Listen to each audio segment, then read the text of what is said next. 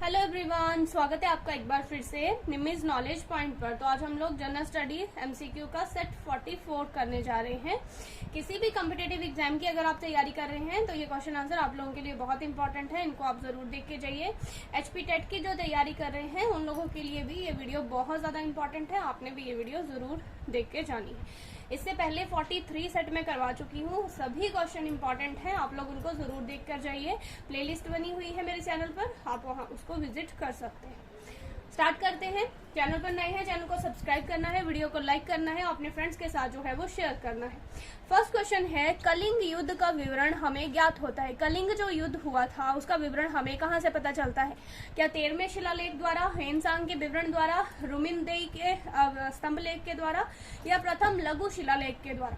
तो जो 13वां शिलालेख था कलिंग अशोक का, 13वां जो अशोक का शिलालेख था उससे हमें पता चलता है कि 261 बीसी में जो है 261 बीसी में जो है वो अशोक ने कलिंग पर आक्रमण किया था।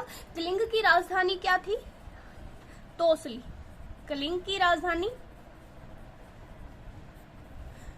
राजधानी थी तोसली। ये भी आपने याद रखना है। तोसली जो थी वो कलिंग की राजधानी थी। अशोक ने कलिंग के ऊपर आक्रमण किया था और तोसली पर अधिकार कर लिया था। लेकिन इस युद्ध में इतना ज्यादा नरसंहार हुआ था कि अशोक ने अपनी युद्ध नीति को धम्म नीति में बदल लिया था। ठीक है, और इन्होंने बौद्ध धर्म का प्रचार जो है वो स्टार्ट कर दिया था, धम्म नीति में इसको बदल दिया था। इन्होंने अपनी युद्ध नीति को धम्म नीति में बदल दिया था, ये आपने याद रखना है। इतना जो है वो आपको इस क्वेश्चन के बारे में याद रखना है। नेक्स्ट है, सम्राट हर्ष ने अपनी राजधानी थानेश्वर से कहाँ स्थानांतरित की थी? तो जब वो गद्दी पर बैठे थे तब जो है वो उनकी राजधानी थी थानेश्वर। फिर उन्होंने अपनी राजधानी को जो है वो कहाँ शिफ्ट कर लिया था? कन्नौज। हर्ष ने अपनी राजधानी को कहाँ शिफ्ट कर लिया था? कन्नौज। इसके अलावा पूछा जाता है कि हर्ष के टाइम की अगर जानकारी हमें चाहिए तो कौन सी किताबों में मिलती है, कौन सी बुक्स में हमें मिलती है? तो एक तो है बाणभट्ट की हर्षचरित। हर्षचरित किसने लिखी है? बाणभट्ट ने। इससे हमें हर्ष के बारे में पता चलता है। इसके अलावा राजतरंगिनी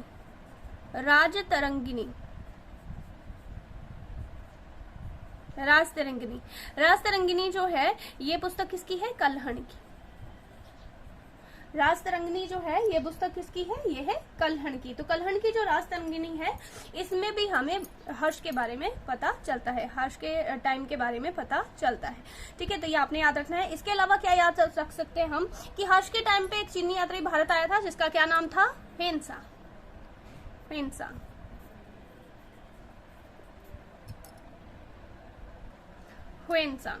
ठीक है, ह्वेनसांग जो है वो हर्ष के टाइम पर जो है वो भारत आया था। ह्वेनसांग को हम लोग क्या बोलते हैं? यात्रियों का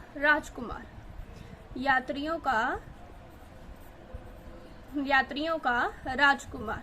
ठीक है, ह्वेनसांग ने नालंदा विश्वविद्यालय में अपनी जो है वो शिक्षा ग्रहण की थी। वो काफी टाइम नालंदा विश्वविद्यालय में रहे थे, ये आपने याद रखना है। तो हर्ष के टाइम पे कौन आया था भारत? हर्ष के टाइम पे चीनी यात्री जो भारत आए थे वो थे ह्वेनसांग। हर्ष ने जो है अपनी राजधानी थानेश्वर से कन्नौज जो है वो स्थानांतरित की थी। हर्ष जो है उनके बारे में जानकारी हमें हर्षचरित और राजतरंगिनी से मिलती है। हर्षचरित जो है वो बाणभट्ट की रचना है और राजतरंगिनी जो है वो कल्हण की रचना है। नेक्स्ट क्वेश्चन है, दांडी यात्रा के साथ निम्न में से क्या प्रारंभ हुआ था? दांडी यात्रा के साथ कौन सा आंदोलन जो है वो शुरू हुआ था? होम रूल आंदोलन, असहयोग आंदोलन, सविनय अवज्ञा आंदोलन, या उपयुक्त में से कोई भी नहीं? तो दांडी यात्रा पहले तो आपको याद रखना है, दांडी यात्रा कब शुरू हुई थी? दांडी यात्रा जो है वो गांधी जी ने स्टार्ट की थी। कितनी, ये भी क्वेश्चन आता है कि अपने कितने अनुयायियों के साथ जो है वो गांधी जी ने दांडी यात्रा स्टार्ट की थी? तो 78 अनुयायी थे। ठीक है, ये आपको याद रखना है। साबरमती आश्रम से जो है इसको स्टार्ट किया गया था, गुजरात के साबरमती आश्रम से। कब शुरू किया गया था? 12 मार्च 1930 को। ठीक है, तो अब यहाँ से आपको पता चलेगा, देखो होम रूल आंदोलन तो हमारा 1916 है और असहयोग आंदोलन हमारा 1920 है। ठीक है, तो इनमें से तो कोई भी नहीं होगा, तो कौन सा आंदोलन है? सविनय अवज्ञा आंदोलन। ठीक है, 12 मार्च 1930 को जो है वो दांडी यात्रा शुरू हुई थी। और कब दांडी पहुंच गए थे? 6 अप्रैल को, 24 दिन के बाद। 6 अप्रैल 1930 को जो है वो दांडी पहुंच गए थे और गांधी जी ने वहां पर नमक जो है वो कानून तोड़ा था, मतलब नमक बनाया था, खुद नमक बनाने की जो इजाजत थी वो नहीं थी, ठीक है, ब्रिटिश सरकार के द्वारा ही वहां पे नमक बनाया जाता था। तो गांधी जी ने वहां पर नमक बनाया और नमक कानून जो है वो तोड़ा और इसी नमक सत्याग्रह के साथ जो है वो सविनय अवज्ञा आंदोलन स्टार्ट हो गया था, ठीक है। इसी नमक सत्याग्रह, इसको नमक सत्याग्रह भी बोलते हैं, ठीक है, याद रखना, इसको नमक सत्याग्रह भी बोलते हैं, दांडी याद रखो, नमक सत्याग्रह। तो इसी नमक सत्याग्रह के साथ जो है वो कौन सा आंदोलन स्टार्ट हुआ था? सविनय अवज्ञा आंदोलन, सविनय अवज्ञा आंदोलन। नेक्स्ट क्वेश्चन है, प्रार्थना समाज का संस्थापक कौन था? प्रार्थना समाज की जो स्थापना है वो कब की गई थी? प्रार्थना समाज की स्थापना 31 मार्च 1867 में की गई थी। किसके द्वारा? आत्माराम पांडुरंग, आत्माराम पांडुरंग किसके द्वारा की गई थी? आत्माराम पांडुरंग के द्वारा, ठीक है, ये आपने याद रखना है। और कहां पर की गई थी? तो बम्बई, ठीक है। तो ये समाज सुधारक थे, इन्होंने विधवा विवाह के ऊपर कदम उठाया, स्त्री शिक्षा के पक्ष में ये लोग बात करते थे और जाति प्रथा का भी इन्होंने विरोध किया है, ठीक है। तो ये जो प्रार्थना समाज है इसके संस्थापक आत्माराम पांडुरंग थे, ये आपने याद रखना है। आपसे अगर पूछा जाए जो आत्माराम पांडुरंग हैं उन्होंने किससे प्रेरणा प्राप्त की थी? तो केशवचंद्र सेन से,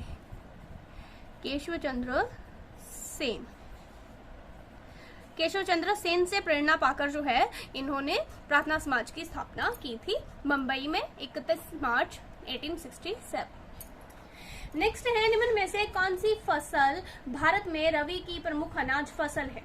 तो फसलों के बारे में भी वीडियो आपको मेरे चैनल पर मिल जाएगी।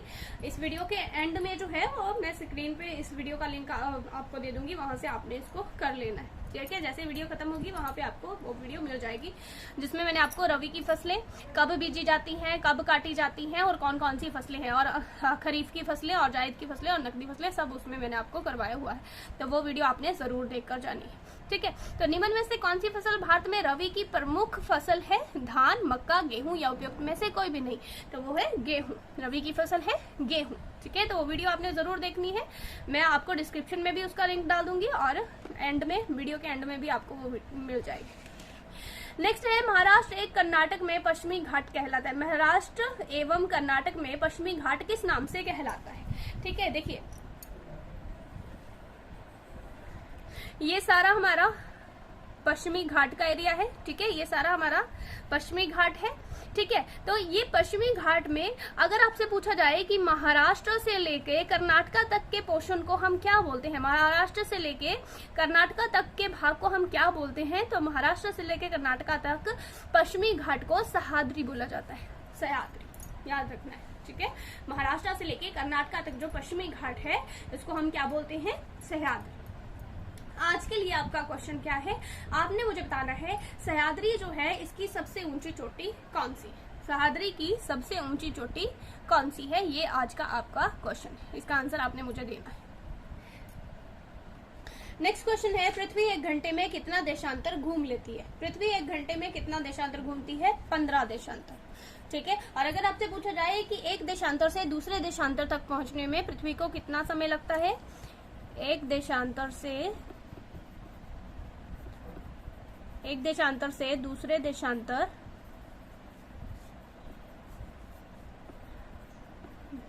समय, तो वो है 4 मिनट, 4 मिनट, ठीक है। एक देशांतर से दूसरे देशांतर पहुंचने में 4 मिनट लगाती है। देखिए तो टोटल एक घंटे में कितने मिनट होता है? 60 मिनट, है ना। तो 15 चौके 60, ठीक है। तो यहाँ से आप याद रख सकते हो कि 15 देशांतर घूमती है, क्योंकि एक देशांतर घूमने में 4 मिनट, ठीक है। तो 15 देशांतर घूमने में 60 मिनट, तो एक घंटे में कितने घूमी? 15 देशांतर।